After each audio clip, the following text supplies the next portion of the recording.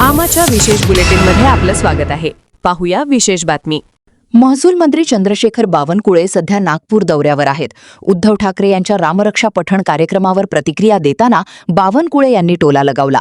खूप दिवसांनंतर उद्धव ठाकरेंना चांगली बुद्धी सुचली, अशी बोचरी टीका त्यांनी केली. माननीय मुख्यमंत्री देवेंद्र फडणवीसजी यांनी सुचवल्याप्रमाणे आम्ही आता हे विभाजन केलेलं आहे. नक्कीच आमचे जिल्हाधिकारी आणि ॲडिशनल कलेक्टर, RDC आणि डेप्युटी कलेक्टर, तहसीलदार या विभाजनानंतर चांगल्या पद्धतीने काम करतील आणि जी अपेक्षा सरकारची आहे ती पूर्ण करतील.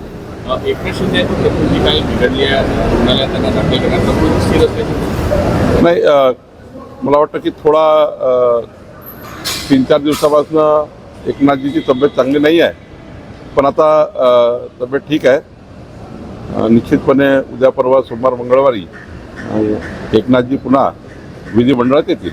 मिसिंग लिंक जे फोटो काही येत आहे, व्हिडिओ येत आहे, मिसिंग लिंकवरती 2 महिन्यामध्ये खड्डे पडले आहे मुंबई पुणे एक्सप्रेस वेवरच्या. त्याकडे सरकार कसं होते? पाऊस जास्त झाला आहे त्यामुळे. यावर्षी मिसिंग लिंक तयार झाली आहे. कधी कधी आपण काम करताना काही गोष्टी राहून जातात, त्याच्यामुळे होतं. कधी कधी खूप जास्त पाऊस असल्यामुळे होतं, पण त्यातून आपल्याला कळतं. आणि तो हा जो पिरियड असतो वर्षभराचा, तो त्या ठिकाणी कॉन्ट्रॅक्टरकडेच त्याचं मेंटेनन्स असतं. त्या वर्षात त्याला पूर्ण चेक करावं लागतं, कुठे कुठे कामात काही बिघाड झाला त्यांच्याकडनंच ते करून घ्यावं लागतं. त्यामुळं डिफेक्ट लायबिलिटी पिरियड जो असतो याकरता असतो की वर्षभर 6 महिने जे काही आहे त्यात दिलेल्या कॉन्ट्रॅक्टमध्ये त्या काळात त्यांनी पूर्ववत करून द्यायचं असतं. त्याला सरकारचे पैसे लागत नाही.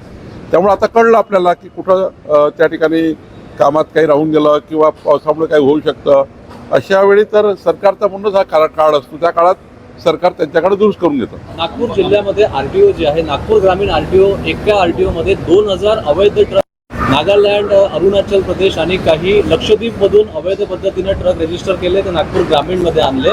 रेती माफिया आणि इतर हे ट्रक वापरतायत चोरीचे. महसूल मंत्री म्हणून तुमचं कसं लक्ष? मी आधीच सांगितलं होतं की मी प्रताप सरनाईकजीला हे सांगितलं आहे की या पद्धतीनं काही RTO चुकीचं होत आहे. मागे एकदा बैठक घेतली होती, काहीतरी स्मेल मला या गोष्टीचा आला होता आणि त्यामुळं आम्ही याची तक्रार केली होती.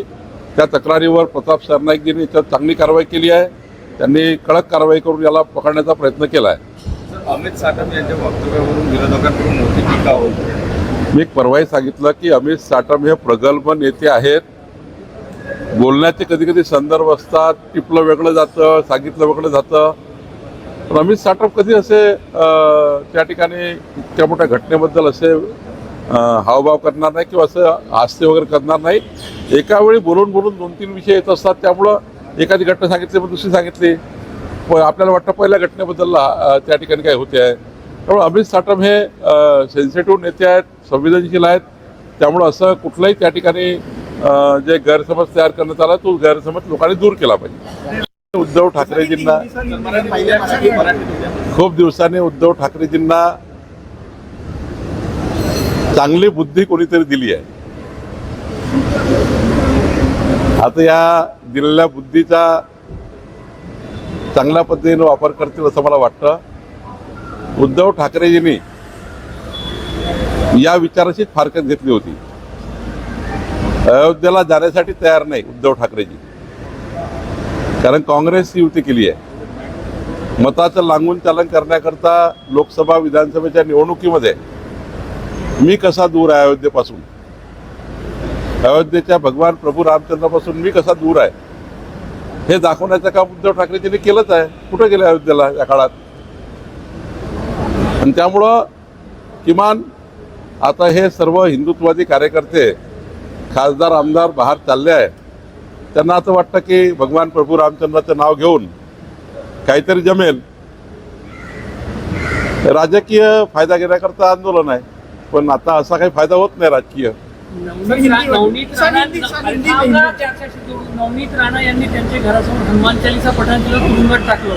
तेच सांगतो की त्यावेळी जेव्हा अयोध्येला जाण्याकरता पूर्ण देशाच्या, राज्याचा आग्रह होता, तेव्हा उद्धवजी अयोध्येकडे पाहायचे नाही, बघायचे नाही.